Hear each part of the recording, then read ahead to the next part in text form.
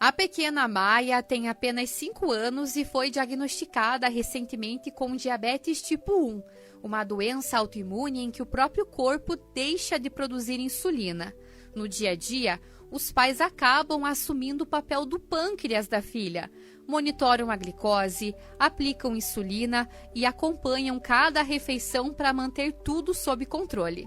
Nesse mês de conscientização, histórias como a da Maia nos mostram que quem tem diabetes tipo 1 exige cuidados diários, mas também mostra a força da família para juntos enfrentarem a doença. Então, receber um diagnóstico é muito difícil. Assim, hoje eu me coloco no lugar de muitas mães, muitos pais, que talvez receberam inúmeros diagnósticos de outras doenças, né? Assim, você ter uma criança que a Maia estava super bem, igual está hoje, né?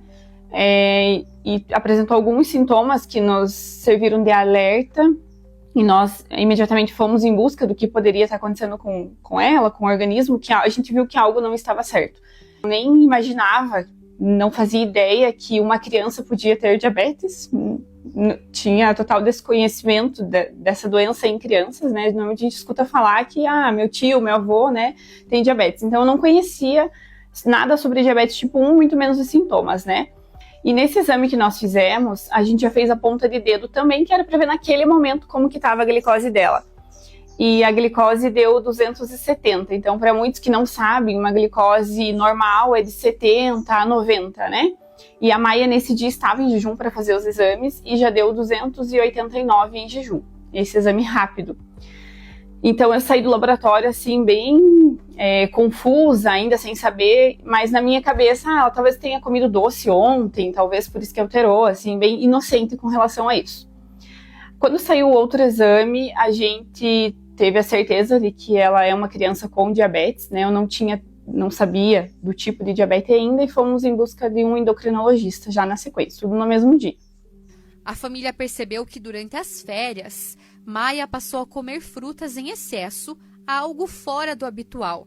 Ela também começou a beber muita água e, por consequência, a fazer xixi várias vezes, até mesmo em situações e lugares que não eram comuns para ela. Os principais sintomas de quando a criança, adolescente, começa a apresentar os sintomas de diabetes, aquela vontade excessiva de tomar água e, consequentemente, urinar. Então, a Maia, quando sentia sede, ela ficava com a garrafinha aqui o tempo todo com ela no sofá, ela tomava meio litro de água em um gole só praticamente, e já vinha com outra garrafinha, sabe? Então, assim, era uma sede excessiva. E nessa semana que ela começou a ter esses sintomas, ela começou a urinar 5, 6 vezes por noite. Nesse ano, Maia precisou ser internada na UTI depois de um episódio de hiperglicemia. Desde então, a família mergulhou em informação para entender a doença e garantir a ela a melhor qualidade de vida possível. De momento que a gente chegou do hospital, a gente escondeu todas as comidas e hoje em dia eu converso com outras mães, né?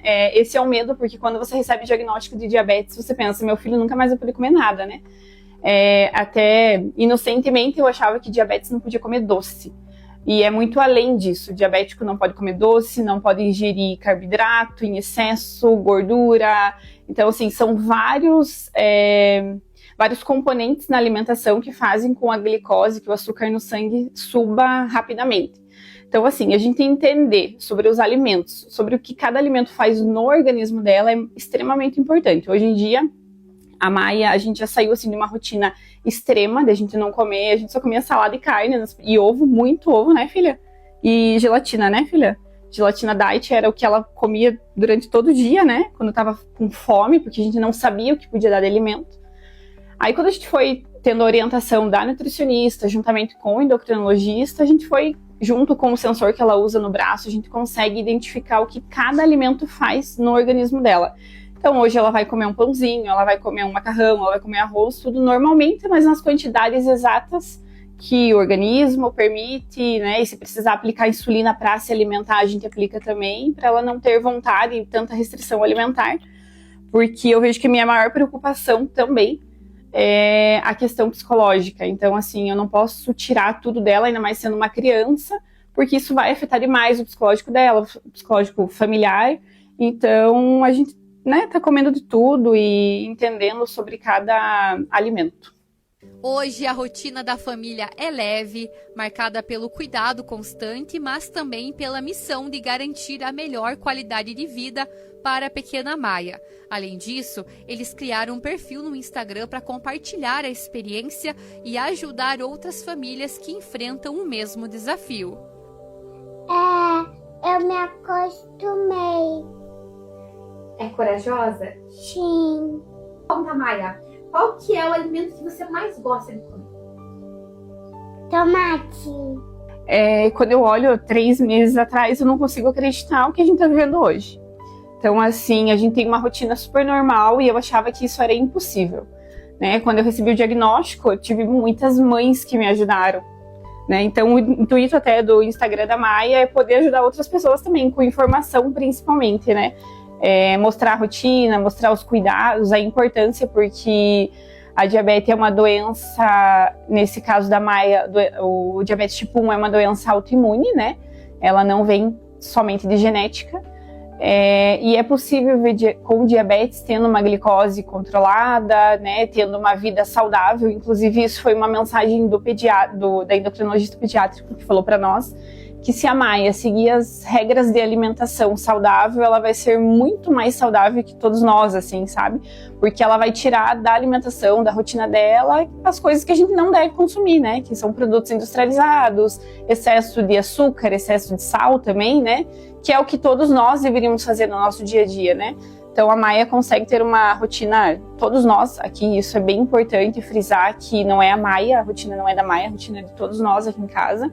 E eu acho que isso é importante, principalmente para ela entender que ela não é diferente, que nós todos somos iguais, né? A gente se alimenta todos da mesma forma aqui em casa. E eu acho que a maior conquista nossa é conseguir deixar isso natural, né? É difícil, sim. Tem dias que dá um desespero, tem horas que a gente... Nossa, mas eu olho para trás assim, meu Deus, a gente não conseguia tomar um café da tarde, de medo de colocar o alimento na mesa, por ela sentir vontade, por não saber como conduzir isso, sabe? E a gente conta com uma ajuda muito importante, que é do sensor de glicose. Mostra aqui, filha. Mostre lá pro pessoal. Mostra o bracinho. Então, esse sensor de glicose, ele mede 24 horas a glicose dela. Então, cada alimento que ela ingere, eu consigo acompanhar o que essa comida fez no organismo dela. Então, a Maia sente vontade de comer uma bolacha, dependendo do horário, eu vou permitir que ela coma, porque eu sei o que cada bolacha faz, qual ela pode consumir, qual ela não deve consumir. Já teve alimentos que a gente deu um pedacinho e que a glicose dela subiu para 200 e pouco, então eu já sei que esse não faz bem para o organismo dela. Assim como a gente dá a liberdade dela sentir vontade e poder comer as coisas normalmente, né? E eu acho que esta é a nossa maior conquista, né? Trazer toda essa dificuldade que nós tivemos, todo esse boom do diagnóstico que foi na nossa vida, na nossa rotina dos familiares, e levar isso com naturalidade.